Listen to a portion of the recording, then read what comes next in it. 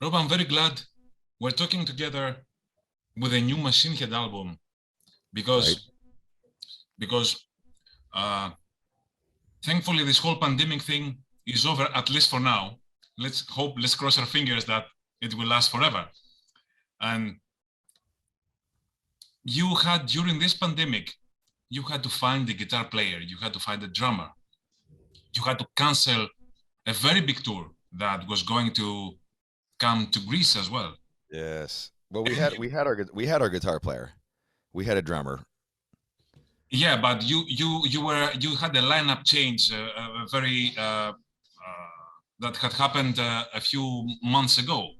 So you had a new band that you Right. wanted to play with, and you you were forced to be active only on social media and YouTube, and do all these very fine things that you were doing on Instagram and YouTube, and we were following, Right. Right. while having so much music inside you.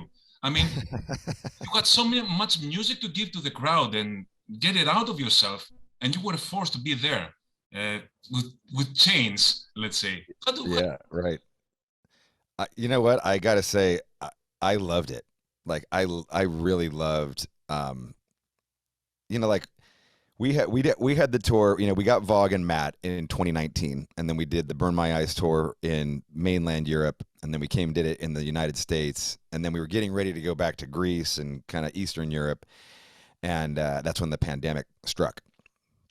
And I was 5 months into tour mode, so I was just like, go, go, go, go, go, and and then the pandemic hit, and I was just beside myself. I was like, I need to fucking play. Like, I need to just play music. And I'm cooped up in my house. And, I'm fortunate enough that I own this studio and, I have a place that I can go to get away and just jam. And, Jared wasn't allowed. Because I'm the owner, I was the only person allowed in the building for my studio.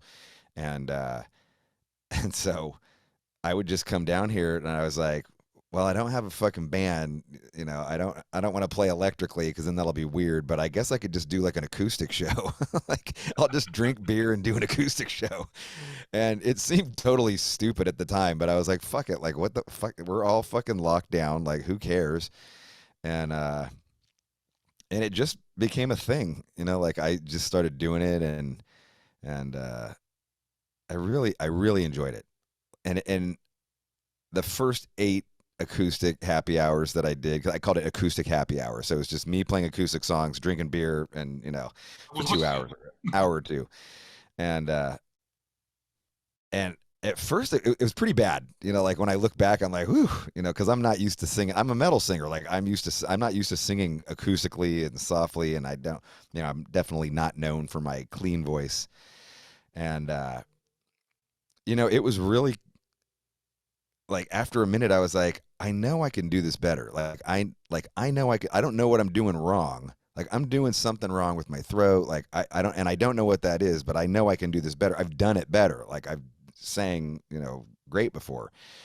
And so I started taking lessons with Melissa Cross, and it just totally, like opened up a whole new thing for me. Like if the pandemic never would have hit, I never would have done this in my life. You know what I mean? Like I never would have started doing this, and I never would have worked to improve my clean singing like this. And then just a lot of people would tune in, man. Like I'd get like 1,000, 2,000 people like watching the whole show, and as the pandemic restrictions kind of lightened up, then Jared started coming down, and then we started doing all these songs where we're harmonizing all the time. And then at some point we're like, fuck it, let's do electric. And then we started doing electric happy. And then now it's like, I've got a camera guy, I've got a sound guy, got a guy who does like kind of plays all the backing tracks. It's like I've got 4 cameras, I've got light, like it's like a big broadcast on Facebook, YouTube, Twitch. Like it turned into like a thing, and it's really been, I gotta say, like it's really been incredible to just do that. Like we don't make a set list. I just call the songs off the top of my head like James Brown. we try and learn 4 different songs every week that are different, whether it be cover songs or old Machine Head songs. And it's really just, kept my mind active, and we've gotten so much better as a band. I mean, just playing all the fucking time. Like it's really allow me to amazing. say, when the record started and I heard Slaughter the Martyr, I just said, wow, is this Robb's voice? And I was just about to ask you about the clean vocals, but you just told me yourself. I mean, there's a huge improvement. It's like having another singer. Right. And allow me to say another thing. By watching you through these videos that you are doing, you're a lot calmer. You Yeah. you seem to be very peaceful. I mean, in peace with yourself. That's what I Yeah. get, at Awesome. least. Awesome. And it's great to see you that way. Not that you were, like, oh, let's go, fuck this shit, fuck this shit, and okay, this is for the live shows. But watching you, I see a peaceful person, which is, I mean, you are in peace with yourself, and this goes to your music as well. And doing these clean vocals, it's amazing. Did you ever think about having Chris Contos and Logan Mader as your bandmates for the studio album, or I was it did. for just for I the? did. And we tried to do that, like if you remember, Logan actually has a co-write on My Hands Are Empty. Mhm. And we tried, like I sent everybody the demos, and I sent, like the stuff that I had till that point. I said, hey, like add some riffs to this or add some drum ideas. And I think the timing of it was just crazy. Like, once the pandemic hit, like everybody was just trying to hustle to make money and live and, stay afloat. And even Logan and I had a conversation one point. He's like, dude, I'd love to do this, but I need to fucking, find a way to pay my rent. Like I got to figure out some other, shit to make money here. Cause he lost a lot of, when the pandemic hit, many people lost their jobs and stuff. And so it just unfortunately didn't pan out. And not to say that it won't in the future, but for this time it didn't. And so Jared and I just kept on plugging along. And in this case, I was like, I'm here at the studio, like I own a studio, and so and then the studio that we recorded The Blackening and Through the Ashes is like 20 feet down the hall. So I would either be here working on stuff, or I'd just go down the hall to the studio where I had this great experience and record it there. So I'm very glad that you are catching my questions, because there's a flow, and and you went to this studio where the Blackening and Through the Ashes of Empires were recorded. Did you feel that you needed a change after Catharsis? A catharsis after Catharsis?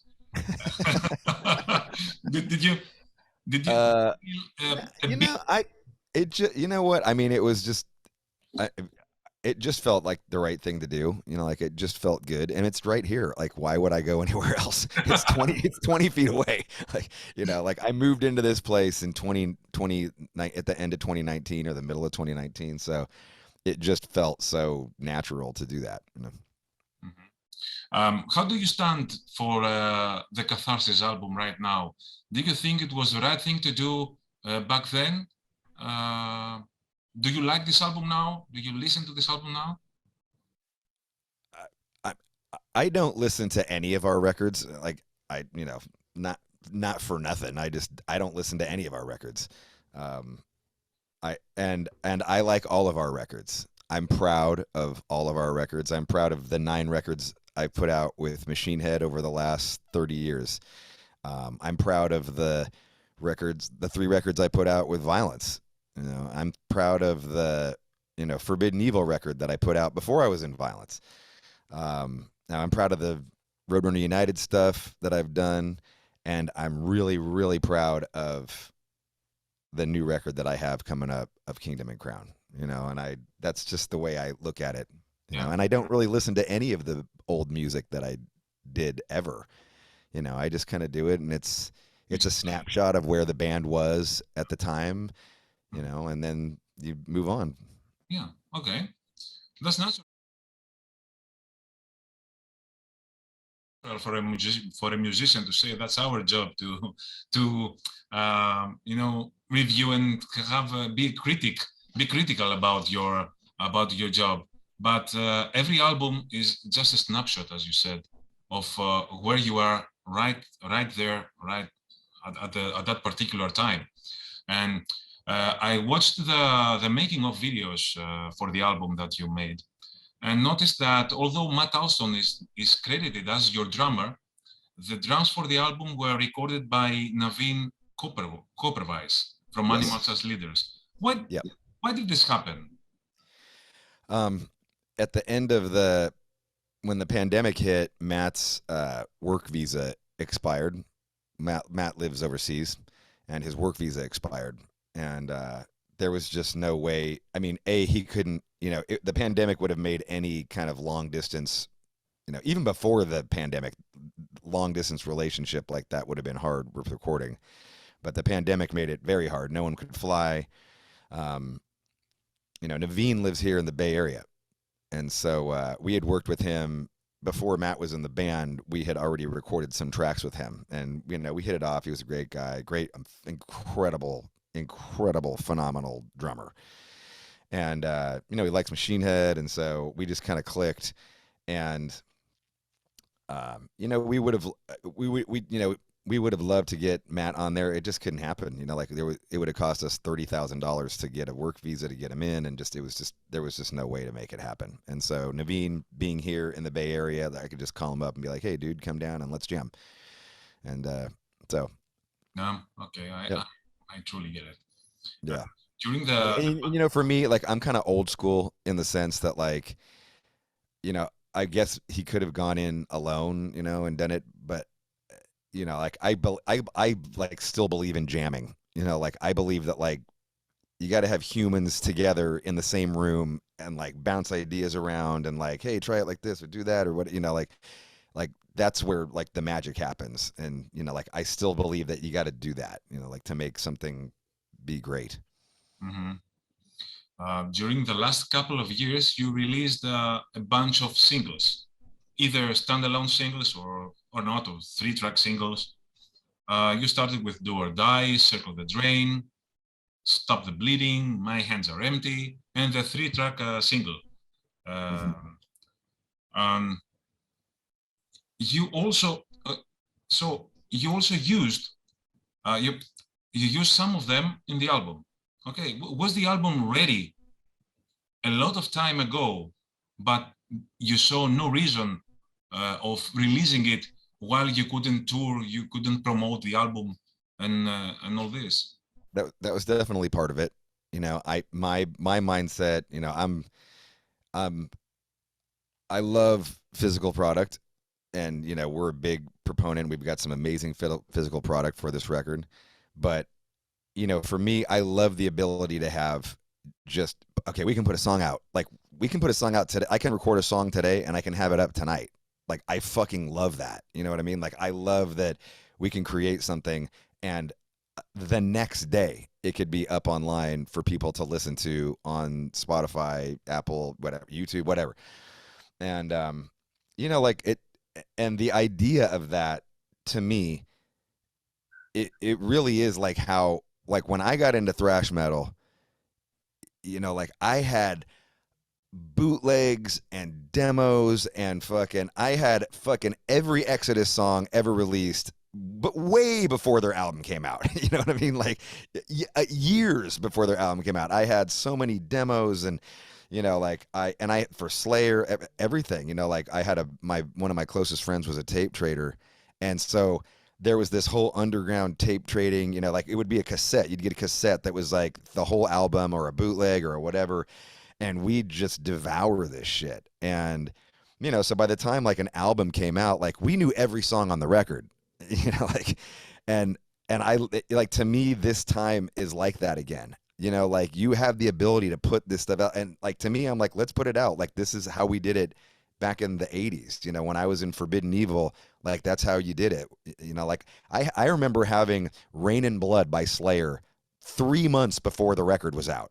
You know, like I had a cassette bootleg. It still had the hi-hat counts at the beginning of every song. And I was like, you know, like it was just, you know, we just felt like the fucking, like this special thing because we were tuned into this fucking underground circuit. And, you know, most people didn't realize that this was going on. But if you knew, you knew. And so to me, that's kind of like, that's where we're at again. And I love that. And I want to utilize that to just keep, you know, the head cases fucking excited and into the band. And, you know, I don't want to wait fucking years and years and years. And then the pandemic hit and it was like, fuck, I don't want to wait even longer now. Like, let's just put shit out. Yeah, and if you look to the album, I saw the track listing. I say, oh man, I already know 5 songs. There's 3 interludes, and 5 more songs that I don't know. Right. Which is most people already have half the album. Not half the album because Slaughter the Martyr is 13 years. 13 I know. long, it has. Yeah, I mean, like even after all of the singles are going to be out, yeah. the amount of music that's going to be new music is going to be longer than the entire new Korn record. So, you know, so it's still like a lot of new music. You know? Yeah.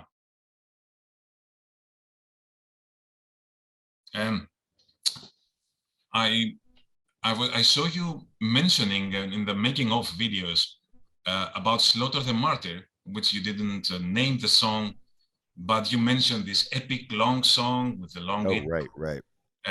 You didn't know if you will start or end the album with this, and I was waiting for that.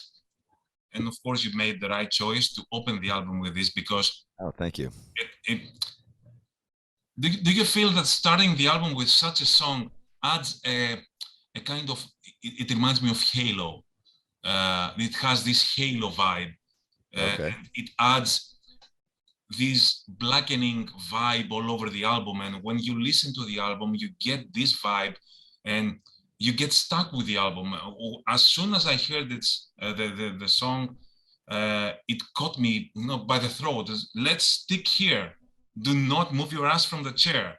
You should listen to the album from the beginning. I love that, dude. I love that. That's fucking great. Yeah, and even though I knew half of the songs, it grabbed me by the throat. You know, man, you should listen to the album from the beginning to the end. Did you want to do that thing? For me, the decision to make that the opening track, you know, like once that song, you know, so the album is a concept album, and the concept is futuristic wasteland where the sky is always stained crimson red, and it revolves around 2 characters, one named Ares and another named Eros. And Ares loses the love of his life, Amethyst, and he goes on a murderous rampage against the people who killed her. Eros loses his mother to a drug overdose, and then in the aftermath of that becomes radicalized by this evil sect and goes on his own murderous rampage. And the album the lyrics talk about how their lives intertwine. And so Slaughter the Martyr is basically like Ares, the first character, that's his origin story. Like, this is him right after the murder, and it sets up the tone of the whole record. And once I had the lyrics for all of that tied together, because I, you know, as I wanted to do it, you know, I started doing, like 2 years ago, I'm like, I want to do a concept record, but I didn't know what the concept was. I didn't know, like, I had an idea, but I didn't know if I could make it happen. You know, it's a big undertaking to tie this many songs together, especially because they're really long. And, you know, once I had that song, like, lyrically tied together and where it was all going, it's like the whole thing just opened up to me. I was like, I can see all of this now. Like, I can totally imagine all of this. And, you know, for me, I want this to be a movie in people's minds. You know, I want them to hear the lyrics. I want them to get taken away to another place when they put this on. And I want them to see and think about that movie. And, you know, even with the segues where it's like, you know, the characters talking and everything going on, that was just one more way to kind of push that along and make that even more real in their heads. And for me, like I got to say, like writing from that standpoint was really, really interesting for me.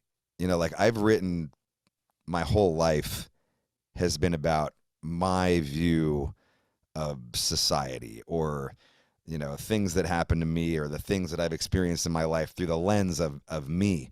And now I'm writing through two characters. Like I've got to see one side, and then I've got to see another side, and it was really like it really just opened up the lyrics for me to like just go like it could be super violent and just way more crazy, and I really enjoyed it. Like I really enjoyed that aspect of it.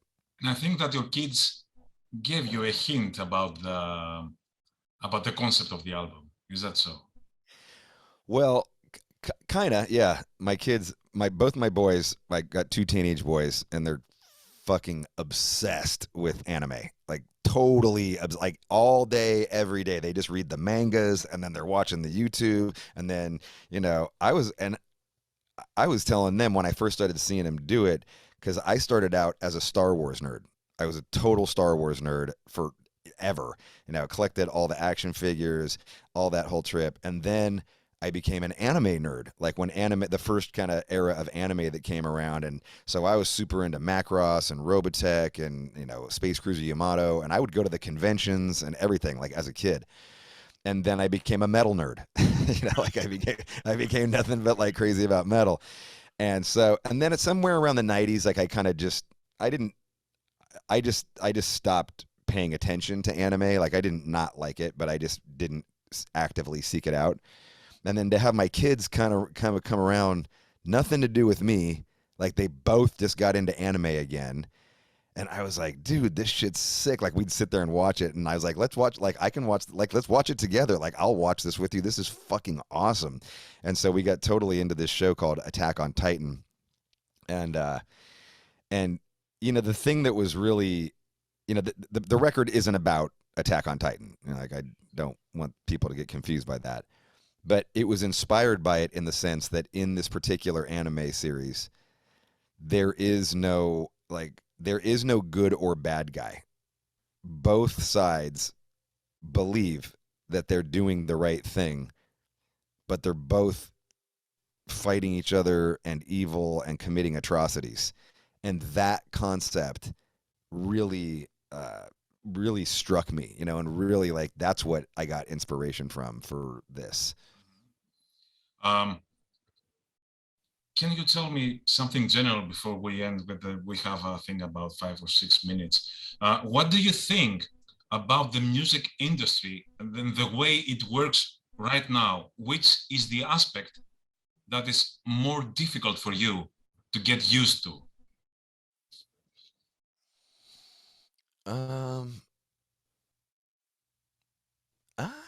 I don't know. I mean, the streaming as you're I love streaming. Like I love streaming. Like that's all I do. Like that's all I do is stream music, so and we make good money off of streaming. So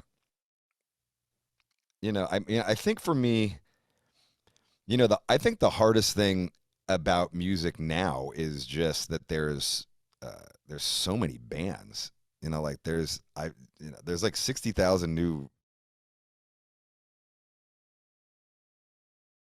songs a day or something. Like it's crazy. It's like, how do you get people to pay attention? How do you get people to like, just I get at least 50 I think people are overwhelmed with the amount of everything. I don't even think it's just music. I think like social media in general, it's just so much shit going on that it's hard to get people to sit down. We don't really have like a centralized thing, but I think like at the same time, it's like, to me, it's like I said, like I really feel like it's a lot. I really feel like it's a lot like when I started, like in the thrash scene, like in the 80s. Like I just feel like it's an underground niche, and like if you seek it out, you'll find it. Like if you seek out the bands and you seek out the stuff, you can go down those rabbit holes and and find it. And it's different. It's different than how it was 20 years ago, and I don't necessarily mind that. Like I think that social media, for all of its bad things about it, like we have a direct line to our fans now. Like we can say that we can have direct communication. Like 20 years ago, you couldn't do that. You know what I mean? Like you would have had to put up a blog, or and it ended up on your your message board or something like that. But it was, if the magazines didn't want to cover you, like you didn't exist. Yeah. And if a record company didn't sign you, you didn't exist. And I think that the way that things have opened up, and for all the bad things the internet brought, the internet has brought the ability to for everybody to have their music out, and so that's a fucking amazing thing to me. And you can communicate directly with your fans.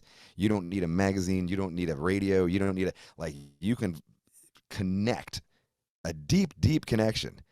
The ability for us to do Electric Happy Hour every Friday is fucking amazing to me. I can play a fucking concert. People donate money. They help support the band. They buy merchandise, or they support the new record. They buy the new record. They pre-order it.